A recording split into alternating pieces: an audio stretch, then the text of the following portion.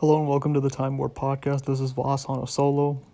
I'm going to be talking a little bit about Bayern Munich's game today against Hertha Berlin and just touch on a few things. I know we've been gone for a while and sorry about that, but we're going to have a lot more football content uploaded just shortly for you guys. So today I'm just going to be touching a little bit briefly on some tactical things I saw with Bayern and, like their season so far, and what their fans, can expect from them. I think for the remaining a few months of the season. So we know we just passed the halfway point, and the Champions League round of 16 is coming up, as well as the Club World Cup. So let's talk a little bit about Bayern. So what I noticed about this team, just after they won the Champions League is they won the treble, but we had the pandemic and everything, and I was this team isn't really that good compared to, the treble winning team from 2013, the peak Madrids, the peak Barças. And initially I was no, because look at, the kind of chances that Lyon created, the kind of chances that Barca created in the first, 10, 20 minutes of that A2. Of course, the slew of chances that PSG missed, in the final. I was defensively, they just don't measure up to those teams. But over time and in these last few months, looking back and really analyzing what they're about and what Flick is trying to do with this team, I think it's pretty clear that this team is a lot better than I first thought they might have been. And it's actually not that clear anymore, honestly, which is the better team between the 2013 team versus this current team, and of course, if they faced, head to head, the 2013 team, would honestly win, 9 times out of 10. They would win 9 times out of 10 because of tactical matchups and things like that. You saw what they did to, a prime, Barcelona that, finished the La Liga campaign with 100 points, that's 7-0 on aggregate. That team is just tactically a very, potent mismatch for this Bayern team because of the way they hold the high line, and that team was just a counterattacking and efficiency machine. I don't think, Pavard and, Davies would, last, in 1v1 situations against Ribery and Robben on the break, coupled with the overlapping runs from Lam and Alaba at that time.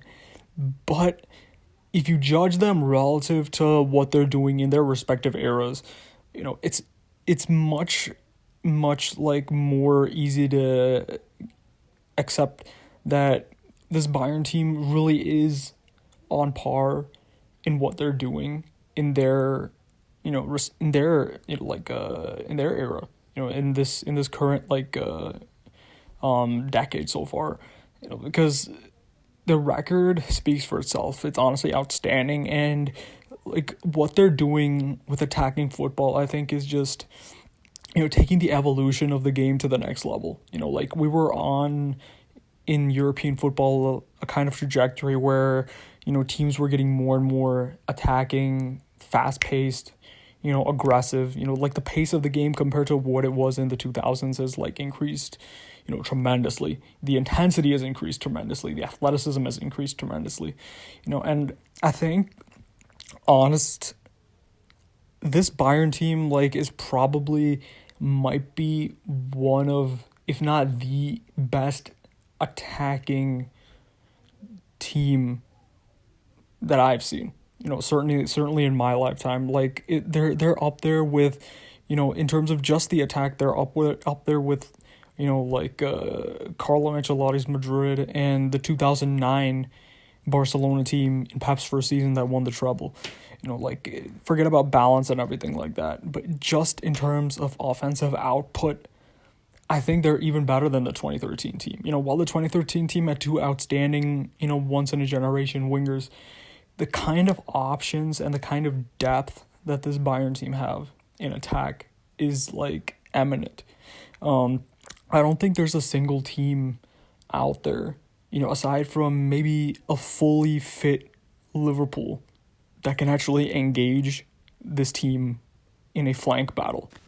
And, of course, you could have your Man Cities or your Atleticos who can rely on their strong defensive showings as they've done so far this season to maybe find a nuanced way of beating Bayern. But in terms of engaging them in a flank war, it's next to suicidal given the current optics. And so, of course, you're going to see, the ridiculous record that Bayern are showing in the Bundesliga right now. They've already scored 57 goals. To put that in perspective, that's around 22 more than what Man City or Liverpool have scored in the Premier League. So Bayern are just a level above, their potential opponents in the Champions League in terms of attack right now. I don't see any other team even coming close to the kind of offensive capabilities that this team has shown. And, today especially, it showed me a lot of things about Bayern. With Goretzka, going off with COVID-19, I believe, and I'm currently unsure what his situation is with the medical staff or how long it's going to take him to recover. That could prove crucial for, Bayern's Champions League hopes and even for the round of 16 game against Lazio. But what today showed me is that Flick is a firm believer in, going with one's plan A. And just putting his best 11 out there and telling them to do what they know how to do really well, which is just attack and win by outscoring the opposition. Bayern have actually one of the worst defenses in the Bundesliga this year, going off goals they've conceded in total from the beginning till now. I think they've conceded more goals than any other team in the top four in the Bundesliga right now. But when you have an attack like this, maybe it's a well-assessed risk. And today, especially, one player that impressed me a lot, was Joshua Kimmich. Because what Kimmich had to do today, and it reminded me a lot of Toni Kroos in the 2015 from Real Madrid, because, of the kind of role, insanely difficult role, that these two had to play, in their respective teams. Of course, in 2015, from a Madrid perspective, what happened is that most of our midfielders went off injured, that year. Namely Modric, who probably is our most important. And in their absence, Kroos stepped up in such a way, especially in the league where we actually had a pretty good campaign and got 92 points. He stepped up as that one-man midfield, an extremely difficult job in an 11-a-side football match. To be the one player to dictate, control the tempo, and create chances for your front line, it is an insanely monumental task, And what Kimmich showed me today in that role, it proved to me two things. Firstly, it shows that I think this guy will be ready soon, if not already, to take up the mantle of Toni Kroos with the German team.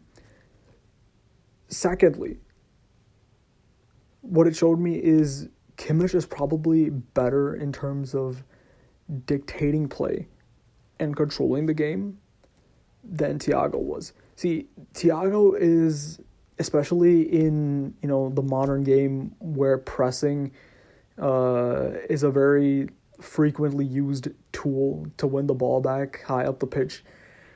Thiago is an ideal number 6 in this current, environment, because he's extremely good on the ball from that Barcelona mold, very skillful, great dribbler. It's very difficult to get the ball off of him. It's his press resistance, which is probably the biggest tool he has when it comes to building from the back.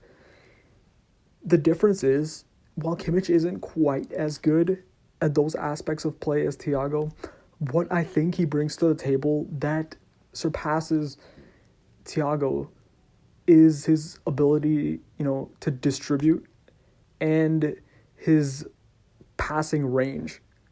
Kimmich, like his through balls, long balls, medium passes, short passing, it's actually improved tremendously over the course of the season so far. And you're seeing in that from that period he was injured to now, Bayern's control in the midfield has gone up a lot. And it just shows the kind of impact that he makes. And I believe he's top three, if not the number one assister in Champions League play so far this season across all the teams. It just shows how he's vital in not only dictating but also creating, for the likes of a Muller or a Lewandowski or Gnabry in, Bundesliga play or in the bigger games in the Champions League. But one of the bigger downsides of today's game, and it really exacerbates, the major weaknesses in Bayern's play, because the major weakness, like as we saw last season, was that, what would happen if this team met a very clinical opponent that was very good in transition. PSG tried to do that, but they weren't clinical enough, and eventually Bayern went on to defeat them. But what I saw today was kind of worrying, and I'll tell you why.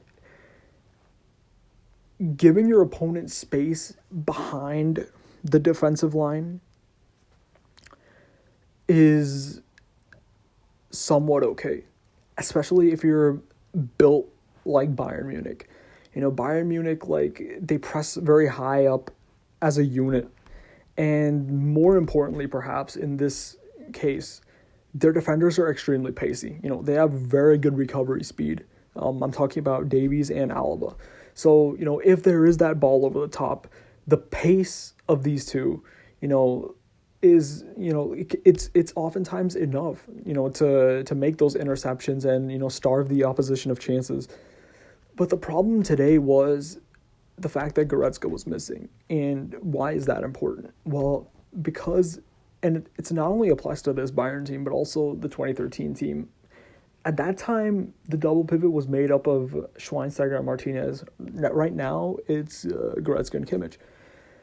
In the 4-2-3-1 system, that double pivot potentially, maybe aside from the cam, is the most important component because of the role it plays. It's not only crucial in build-up play, which is one of its, most profound benefits, but another really important part that the double pivot, does for teams like Bayern is how it shields the defense. When you have a two-man midfield in front of, especially a flat back four, like what Bayern had today, it's very important in how your team defends against transitions. When a player like Goretzka, goes off injured or is ill, and that 4-2-3-1 becomes a 4-1-4-1, a much more high-risk system, a much more attacking system. It's a system that has a lot less structural integrity in the middle. It creates potentially, and we saw it today, Bayern weren't punished for it, but a much bigger problem than simply leaving space behind your defensive line, because now your opponent has a lot of space between your front line and your back four. Why is this worse? This is much worse because, the playmakers, the cams, the number 10s of your opponent now have the opportunity to play, key passes and through balls very easily, through your back four when there's no midfield shield in front of them. And you saw that many times today. Shout out to Guendouzi, former Arsenal prospect. I have no idea when this transfer happened, but it was mildly surprising seeing him in Hertha Berlin. The kind of, time and space that Hertha had between the lines of Bayern was very worrying for Flick. And I saw him at the end of the game checking his watch because Hertha was piling on the pressure. The pressure was coming on for Bayern, and they created some very good opportunities, namely the disallowed goal, which, if well executed, would have definitely made it 1-1. And there was an obscenely bad miss from Cunha, the number 10 of Hertha Berlin, where, again, the ball found its way between Bayern's lines and I believe it was either one of the left back or a left-sided midfielder from Hertha Berlin hit the ball over the top, over the defensive line into Cunha. And, he was through on goal. Neuer was in the way. He did chip, but the chip was very poor, and it just went out of bounds. So, yeah, Bayern got away with it today. But if they don't get Goretzka back soon, that tie against Lazio looks a lot trickier.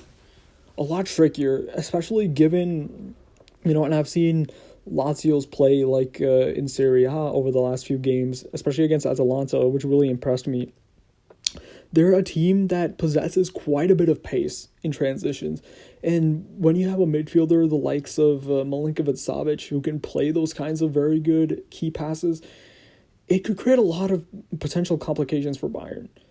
And over two legs, I think they should, over two legs especially, I think they should have enough for Lazio. But that first leg, I think, might be a little bit more tricky than what many people realize.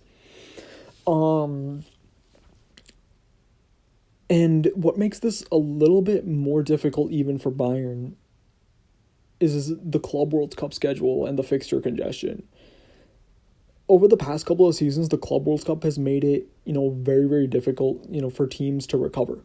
Because of the amount of travel there is and the fatigue that could result from that.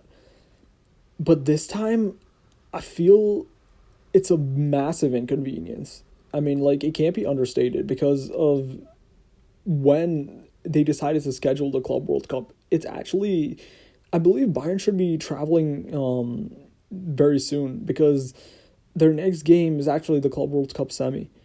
And if, say, these games are actually a lot trickier than what some people give credit for. And I think it's because of the lack of preparation time, tactically that the coaches and the European teams have. Because European teams are usually just thrown right into the semi. And, they have to play against opponents, non-European opponents who have very unique and nuanced, styles of football that can be a little bit difficult to cope with. So maybe you can see a bit of physical fatigue in Bayern. They should win it. They should win it like how most European teams usually do. And I think they'll get it done. But if they're pushed to extra time in the semi or the final, which is also possible, we've seen that happen in the past couple of years with the Champions League winners and the Club World Cup.